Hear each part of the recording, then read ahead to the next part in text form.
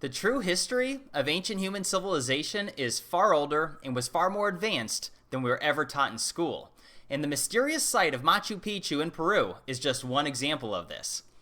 You do not need an advanced degree or to memorize a bunch of definitions in textbooks in order to analyze data and interpret things for yourself and to clearly see that there are two different technologies here that were done at two different times by two different civilizations. Now, mainstream science will tell you that Machu Picchu, which is of course famous for their views, for being hidden in the remote regions of the Peruvian Andes more than 8,000 feet up, and although located not far from Cuzco, which is of course the ancient capital of the Incan Empire, it remained hidden until it was rediscovered in the year 1911 by, get this, explorers from the United States. Now, mainstream academics will tell you that the Incan Empire built Machu Picchu, which by the way translates to ancient mountain, back in the 1400s in order to hide from the Spaniards. However, the explanation by mainstream science and academics contradicts itself throughout the site, and I'm going to show you very specific examples of that in just a moment. Now, a few of the notable features of Machu Picchu is, of course, the funerary stone, which mainstream academics will tell you was used for rituals and for religious purposes, but I mean, just looking at this myself, one, it's impressive that it was carved from one piece of stone, but I can't help but see that it looked like it was part of something else at one point in time. Or even take the famous sundial, which many in the mainstream would agree that it has some sort of celestial orientation on top of being more than just a clock. Another feature of Machu Picchu is the mortar stones, which mainstream will tell you had some sort of religious significance, that perhaps they were used to be filled with water in order to reflect the sky gods from above. I don't know, when I look at this and just the orientation of them, I can't help but think that this is just what's left over from something else that was there a very long time ago. But what you haven't heard much about from the mainstream archaeologists and historians and scientists regarding Machu Picchu is the definitive evidence that yes, there were two civilizations here. So to further elaborate on that, when you see these stones that are perfectly cut, some in the mainstream will tell you that, okay, well obviously these must be newer since they were a superior technology. But that doesn't make sense considering throughout the site, these perfectly cut stones are at the bottom of the less superior stones that are encompassed with clay and mortar. So how could the stones that were cut through more sophisticated technology be at the bottom if they were the same age or newer? Which is why others in the mainstream will tell you that, well, obviously they figured that this was just too hard, too difficult, and too lengthy of a process, so they went back to the less sophisticated mortar stones, which is a really interesting claim by mainstream scientists considering that contradicts themselves in itself, that throughout history, the evidence is that technology progresses, it doesn't regress. So scientists, which base everything on fact and evidence, well, I just find it interesting that they would make that claim. I myself share the opinion of Brian Forrester, which is that the Incans found this ancient site from prehistoric times, likely pre-cataclysm, which of course I've discussed in other videos involving the events of 13,000 years ago and 11,600 years ago, and I'll put some links for those videos at the end of this video.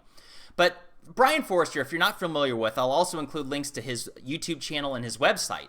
But this gentleman has more than 900 videos, and he's been to dozens and dozens of megalithic sites throughout the world, and he shows you, as if you were there for yourself through his homemade videos. And by the way, the last three pictures were screenshots from his most recent video of Machu Picchu. Definitely go to his channel, like and subscribe to him, and you'll learn all kinds of other amazing things that will influence you to look into the subject of lost ancient high technology for yourself. Now, to expand on the topic of ancient technology, how in the world were the Incans able to cut and carve stones like this? I mean, it's one thing, and I've of course seen demonstrations of people using string saws and water and sand or even bronze saws in order to cut through stone and carve them, but I would like to see a demonstration of where they curve stones such as this tower on the right. Or an explanation for these pillars, these knobs that come out of the rocks that clearly show you that there was some sort of roofing system or something else to this structure long ago, and this is just what's left of it. I mean, look at the precision of these stones. They're completely flush with each other. Like I said, there was no mortar utilized. And you can see a clear difference, let's say, for example, with the wall down below versus the tower, that these are just two different technologies, absolutely done in two different ways. So the question becomes, how did the Incans have the technology or even the intellectual know-how in order to cut and carve stones with this precision at that point in time? But there's a significant gap in how this was done, and it's completely mysterious. And it's mysterious because, well, we don't have the tools or the evidence to show that they were able to cut and carve these stones with this type of precision. I mean, look in the center of this, what's called the Sun Temple. Look at those cut marks. It's as if they were shaved out of there. I mean, it's absolutely incredible. But it gets even more interesting. Look how these stones are cut flush to the ceiling of this massive stone, or even the cutouts from the doorways, which, I mean, they made this as difficult as possible. But it gets even crazier. I mean, what is the story with, I mean, look at the steps, for example, which are pretty unique. It looks like it was part of something else at one point in time. How did they cut something so big? I mean, that's debatable. I'm not saying they couldn't have done that. But why in the world would they cut and shape stones, say, for example, on the right as they flush and go sideways into this little gap? What is that about, and how did they do that? I mean, even look at these blocks. It's one thing to cut a square block and stack flat stones on top of them, but they literally made this as difficult as possible. They literally made it earthquake-proof, or to be able to withstand massive earthquakes for thousands of years. Another example at Machu Picchu of lost ancient high technology is what's referred to as the principal temple. Look at these photos and how the structure has sunken and fallen apart a little bit on the right-hand side, which experts have theorized that somewhere between a 9 to a 9.5 magnitude earthquake would have been necessary in order to cause this type of destruction based on how massive these stones are.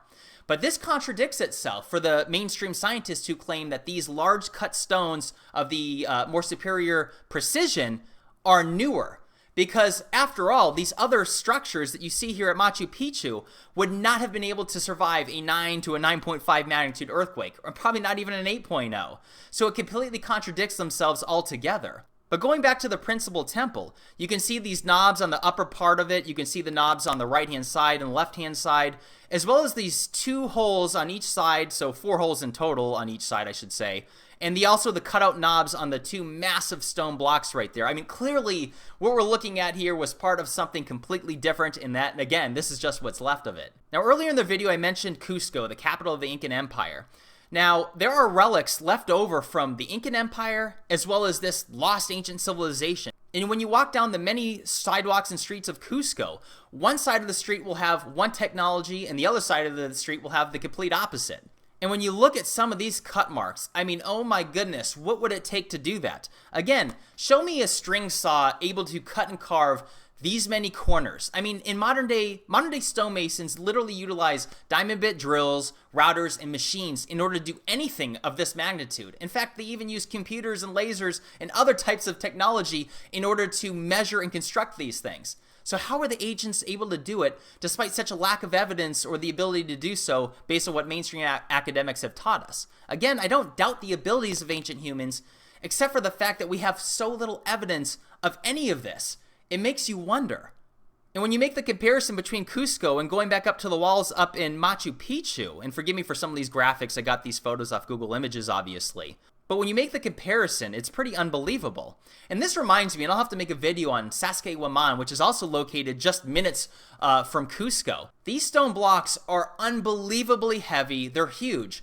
And again, you know, going back to string saws and bronze saws, somebody please demonstrate cutting stones on this magnitude and stacking them. Again, I've seen videos of people lifting stones and moving stones absolutely huge through primitive methods, but this stone wall is unbelievably incredible and just a complete mystery. How could they have done this?